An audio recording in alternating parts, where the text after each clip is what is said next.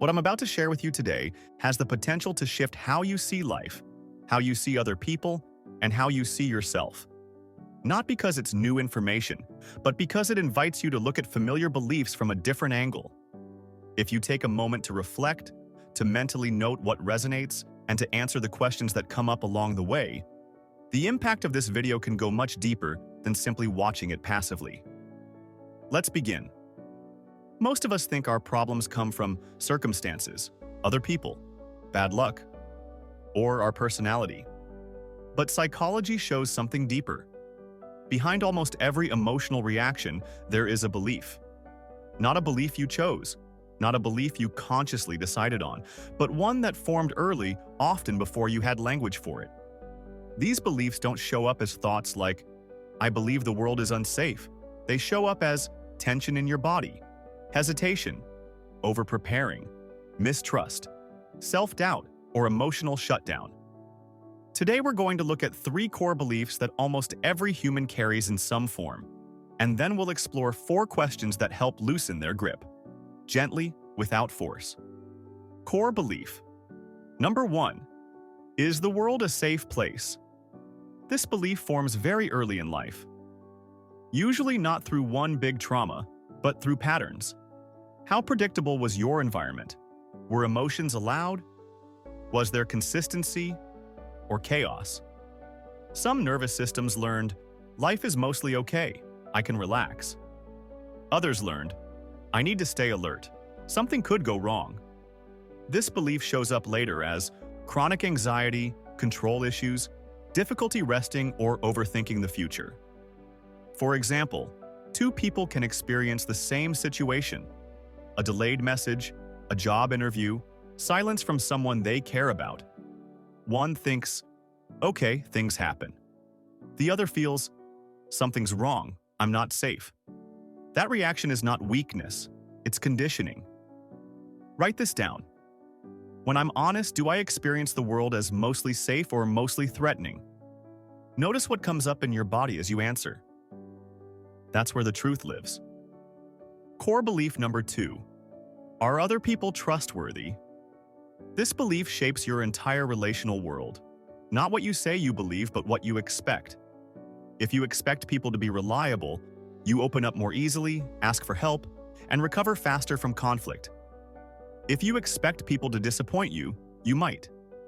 Keep emotional distance. Become hyper-independent. Test people or attach too quickly out of fear. This belief often comes from early experiences of inconsistency, emotional absence, betrayal, or having to grow up too fast. For example, you might say, I'm fine on my own. But underneath, there's a belief that says, relying on people isn't safe. Or, if I get close, I'll get hurt. Write this down. Deep down, do I expect people to be supportive or disappointing? Don't justify your answer. Just notice it. Core belief number 3. Am I worthy? This one sits at the center of everything. This belief answers questions like, do I deserve love without earning it? Am I enough as I am? Do I matter even when I'm not useful? When this belief is wounded, it shows up as perfectionism, self-criticism, or people-pleasing. For example, you might achieve a lot, but still feel like you're one mistake away from being exposed. Or you might downplay your needs thinking, others matter more than me. Write this down. Do I believe my value is inherent or conditional? Sit with that answer. Don't rush past it. Now comes the work. Questioning the belief. Once you've identified a belief, don't try to replace it with a positive one. That usually backfires. Instead, we question it. Not aggressively, not intellectually, but honestly. Take one belief you wrote down and walk it through these 4 questions. Question 1. Is this belief true? For example, people can't be trusted. Now ask yourself, very simply, is this true? Don't rush to answer. The mind will immediately respond. It will bring up memories, specific faces, specific moments. It might say, of course it's true. Look at what happened. That's normal. The mind's job is to protect you by collecting evidence. So when you ask this question, it does exactly what it was trained to do. You are not trying to silence the mind. You are not arguing with it. Let the answer be whatever it is. Yes. No. Maybe, I think so. There is no correct response here. This first question is not meant to change the belief. It's meant to bring it into awareness. Because a belief that stays unspoken often feels stronger than it actually is.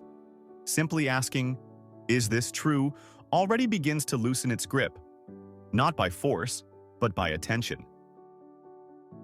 Question 2. Can I be 100% certain this belief is true? This is where the ground shifts.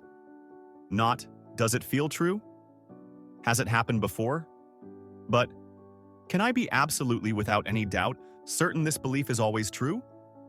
Most people hesitate here, not because the belief disappears, but because certainty weakens and uncertainty creates space. Question 3. How do I feel when I believe this? Bring the belief into your body. Ask, what emotions come up? What happens in my chest, stomach, shoulders? How do I behave when I believe this? For example, do you withdraw, become defensive, overthink, shut down emotionally? This question shows you the price of the belief, not to shame you, but to bring clarity. Question 4. Who might I be without this belief? This is not fantasy. It's not about becoming perfect. It's about imagining, just for a moment, who you might be without believing this thought. How would you speak? How would you move? How would your body feel? What possibilities open up? You don't need to answer fully.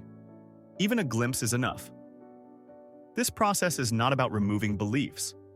Beliefs formed to protect you. But protection can turn into limitation when it's no longer questioned. Awareness doesn't destroy beliefs. It loosens their grip, and that's enough. Here's what I want you to remember. Your thoughts are not facts. Your beliefs are not truth. But unquestioned beliefs become invisible rules that shape your entire life.